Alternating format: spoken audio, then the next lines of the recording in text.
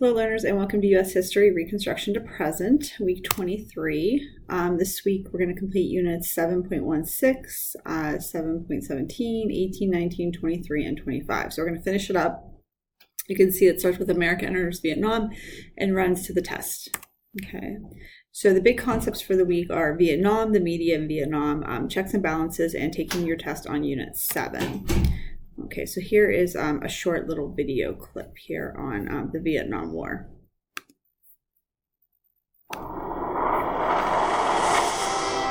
This was the longest war in the history of the United States. Welcome to WatchMojo.com, and today we'll be learning more about the Vietnam War.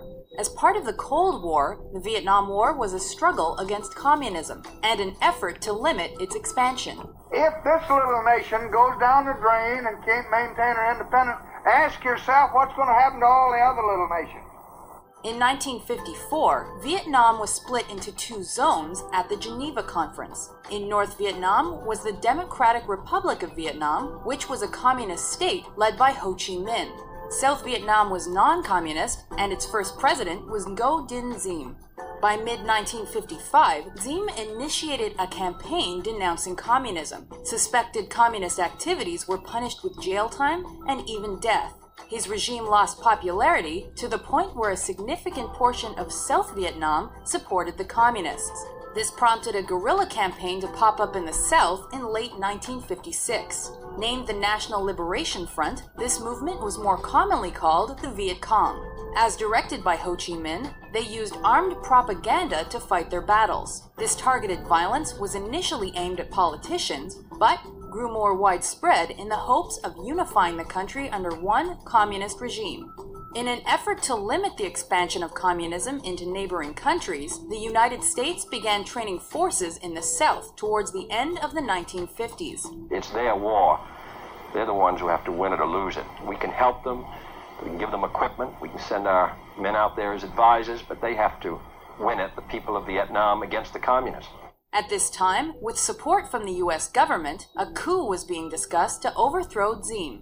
However, Diem was executed during the coup on November 2, 1963, without approval from the Americans. His death caused the political climate in the South to destabilize, and each new government toppled quickly. In August 1964, two alleged attacks on American warships were reported off North Vietnam's coast in the Gulf of Tonkin. This gave the U.S. the ammunition necessary to get more heavily involved in the conflict.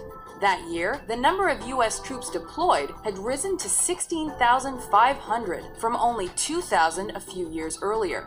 The war escalated, and in March 1965, a series of aerial bombing attacks by U.S. and Vietnamese forces against North Vietnam commenced and continued for 3 years. During that period, Operation Rolling Thunder dropped 1 million tons of missiles, rockets, and bombs on the North. With support from the American public, the U.S. ground war also began in March 65. 3,500 Marines were sent to the South for a defensive mission, and by December, that number had risen to 200,000. However, the ARVN forces of the South experienced great losses in a number of battles over the next few months, and morale dropped. The United States then decided they must intervene even further in order to win the war. Prior to this, they had insisted it was up to the Vietnamese to end things. President Lyndon Johnson and his administration tried to spin the war and its progress in the American media by highlighting stories that showed the war's progression. All the challenges have been met. The enemy is not beaten, but he knows that he has met his master in the field. This made the media and the public mistrustful of the government. The Tet Offensive proved to the Americans that progress was not in fact being made. On January 31, 1968, the VCs made a surprise attack on the Southern Vietnamese and Americans. They responded quickly and effectively. However, the fight raged for months and killed President Johnson's chances of re-election. I do not believe that I should devote an hour or a day of my time to any personal partisan causes or to any duties other than the awesome duties of this office, the presidency of your country. By the time he left office, approximately 30,000 American lives had been lost fighting in Vietnam. When President Richard Nixon entered office in 1969, he began withdrawing troops. The policy called Vietnamization was put in place and was meant to help prepare the ARVNs to take over the battle. Amid even more attacks, U.S. public support plummeted further, especially after the National Guard killed 4 student protesters at Kent State University. Peace protests became commonplace on American soil by 1972, and the Vietnam War became a central issue in that year's presidential campaigns. After Nixon's re-election, he was able to negotiate an agreement that ended American involvement in the war. A ceasefire, internationally supervised, will begin at 7 p.m. this Saturday, January 27, Washington time. Within 60 days from this Saturday, all Americans held prisoners of war throughout Indochina will be released. Signed January 27, 1973, the Paris Peace Accords resulted in a ceasefire throughout the country and the release of American prisoners of war.